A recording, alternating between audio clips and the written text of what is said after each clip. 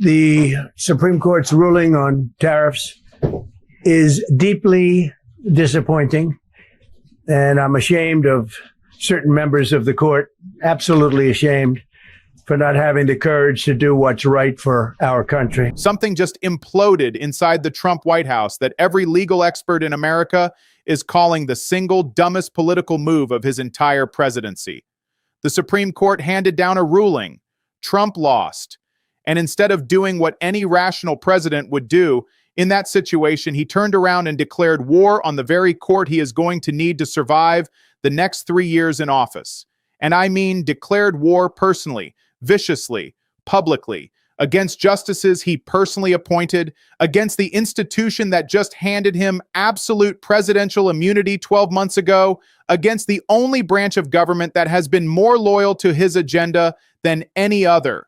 Make sure you're subscribed to The John Brown Show, because what just unfolded in the hours after this Supreme Court ruling is not just a political story. It is a psychological portrait of a man who is rapidly losing his grip on the strategic thinking required to survive the legal battles that are coming directly for him. Here is what happened. The Supreme Court ruled against Trump's unilateral tariff authority. The constitutional question was not particularly complicated. Article 1, Section 8 of the Constitution assigns the power to regulate international trade to Congress, not the president, Congress. That has been settled constitutional law for over 200 years. Legal scholars across the ideological spectrum saw this ruling coming. It was not a surprise to anyone who reads the Constitution with basic comprehension. Trump lost, and then the meltdown began. Share this video because the specific things Trump said about Supreme Court justices in the hours after this ruling are going to follow him into every courtroom he enters for the rest of his presidency. He called them deeply disappointing. He said he was ashamed of certain members of the court. He accused them of lacking the courage to do what is right for the country. He said they were a disgrace to the nation. He said the liberal justices would automatically vote against anything that makes America strong, regardless of the legal merits. And then he went somewhere that stunned even seasoned legal observers. He suggested that foreign governments or foreign entities had influenced the Supreme Court's decision. When pressed directly by a reporter for evidence of this foreign influence claim, his response was 2 words: "You'll find out." Think about what that means legally and strategically for a president who has dozens of active cases either currently before the Supreme Court or heading there within the next 12 months. Make sure you're subscribed because a veteran federal prosecutor just explained exactly why this meltdown is catastrophic for Trump's legal position going forward. Judges are human beings. They are not permitted to defend themselves publicly when attacked. They cannot hold press conferences to respond to accusations. They cannot go on television to rebut claims that they are foreign agents or disgraces to their families. They absorb the attacks in silence because the rules of their institution require it. But they remember. Every judge who has ever sat on a bench has watched what happens to litigants and lawyers who attack the judiciary personally and viciously. It does not end well, not ever, not once. Trump is not just a litigant who is going to appear before this court once and disappear. He is a president whose entire second-term agenda runs through the Supreme Court. Immigration policy, executive power boundaries, birthright citizenship, federal funding authority, personnel decisions, immunity questions on multiple fronts. Case after case after case is going to land in front of the 9 justices he just called disgraces and foreign agents and embarrassments to their families. Share this video because the specific justices Trump targeted makes this even more strategically incomprehensible. Neil Gorsuch, Amy Coney Barrett, 2 of Trump's own Supreme Court appointees voted with the majority. Trump went on camera and said their ruling was an embarrassment to their families. Let that sentence sit for a moment. A sitting president of the United States told the country that the judges he personally nominated and celebrated, and whose confirmations he championed as historic victories, are now embarrassments to their own families because they ruled on a tariff case according to the plain text of the Constitution. Barrett and Gorsuch did not become different people between their confirmation hearings and this ruling. They are constitutional originalists who applied the document as written. The Constitution is clear on congressional trade authority. They followed it. That is exactly what Trump said he wanted when he nominated them. Judges who follow the Constitution, until following the Constitution produces a result he does not like. Think about what this reveals about Trump's actual theory of judicial appointment. He does not believe he nominated independent judges to interpret the law faithfully.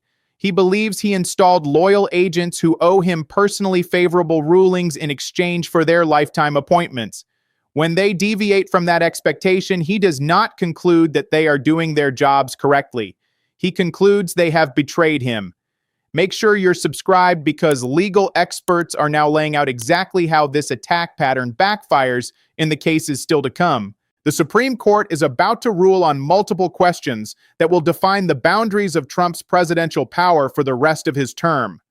Those 9 justices are going to be sitting in the front row of the State of the Union address while Trump stands at a podium having just called them disgraces and foreign agents on national television. That is not a dynamic that produces favorable outcomes for the person who created it. History provides a clear precedent here. When a previous president made a relatively mild comment critical of a Supreme Court decision during a State of the Union address, a sitting justice visibly reacted with displeasure from the audience. That was a minor incident compared to what Trump has now done. The difference between that moment and this one is the difference between a light rain and a Category 5 hurricane. Trump has not mildly criticized a ruling. He has launched a sustained personal assault, calling justices foreign agents, family embarrassments, and national disgraces. Judges are human. They are thin-skinned because they have to be. They absorb attacks they cannot answer. And when the person attacking them most viciously comes back before their court, asking for favorable rulings, the institutional memory of that institution is long, and the neutrality of that institution has now been directly and personally challenged. Share this video because the broader context of this meltdown reveals exactly how desperate the situation inside the White House actually is.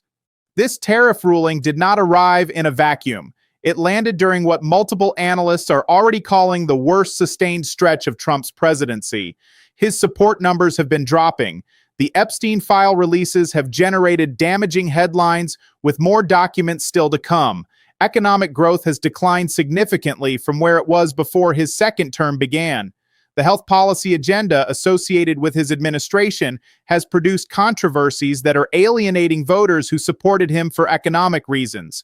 And the week this tariff ruling landed was already being described internally as a catastrophe before Trump opened his mouth about the Supreme Court. A strategically coherent response would have been to minimize the ruling, pivot to other initiatives, claim the administration had other legal avenues available, give the justices a face-saving characterization, and move on. That is what every legal advisor in a functioning White House would have recommended. That is what the smart political play was by any calculation. Instead, Trump escalated.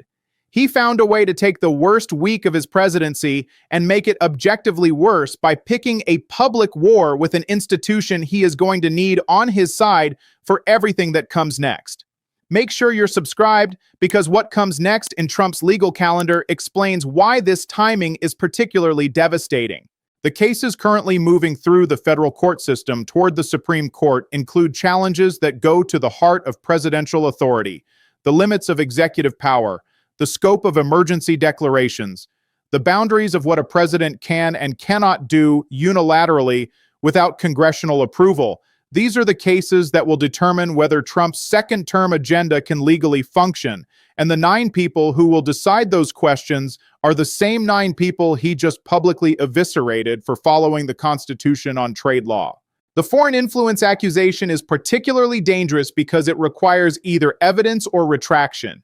If Trump has evidence that Supreme Court justices are operating under foreign influence, the legal and constitutional obligations flowing from that accusation are enormous. If he does not have evidence and the "you'll find out" response strongly suggests he does not, then he has made a defamatory claim about federal judges that his own administration will have to either investigate formally or quietly abandon. Neither path helps him. Think about what happens when the next major case reaches the Supreme Court. When Trump needs those justices to rule in his favor on presidential immunity or executive power or immigration authority, he will be asking for favorable treatment from the same people he accused of foreign corruption and called disgraces to their nation. No president in American history has ever approached the Supreme Court from a more self-inflicted position of disadvantage. Share this video because the State of the Union moment that is coming deserves to be understood in this context. Those 9 justices are going to be sitting in that chamber. They are going to be watching. They are going to be remembering every word Trump said about them in the hours after that tariff ruling. And Trump is going to have to stand at that podium knowing they are there and knowing that he needs them.